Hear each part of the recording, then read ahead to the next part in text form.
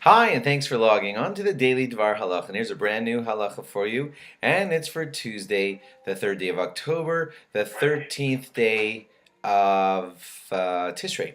And today, as promised, we're going to just clearly go through the nanuim. What that means in English is the way to shake the lulav, and we're going to do that in the Ashkenaz way. First of all, let's get through the basics of why do we shake a lulav? What does it mean? What are we doing?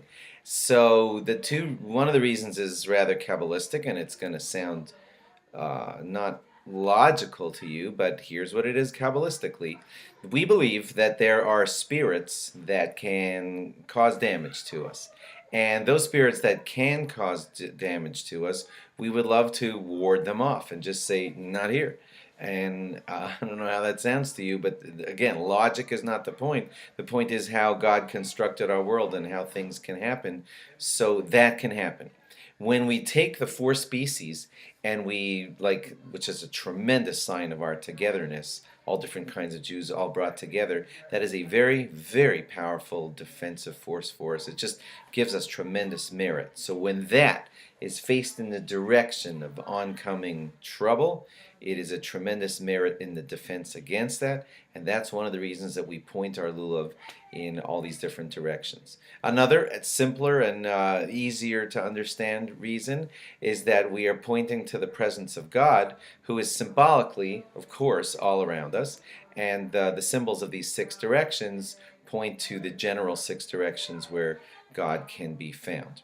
Okay, so the Ashkenaz way of doing it is that you wave by shaking the lulav 3 times in each direction, and the directions are in front of you, then to the right of you, then behind you, and then to the left of you, basically so far in a clockwise circle, and then up, and then down.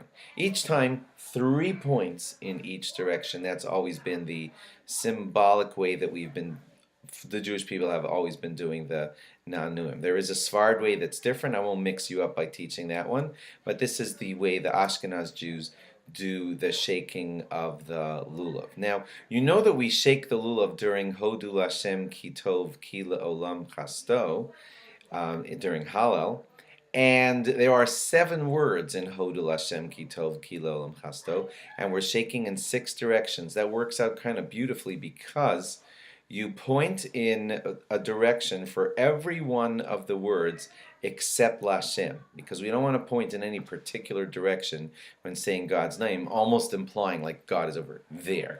So you go Hodu, and you just hold the lulav next to you while saying Lashem, and then for the next 5 words, you point in the next 5 directions.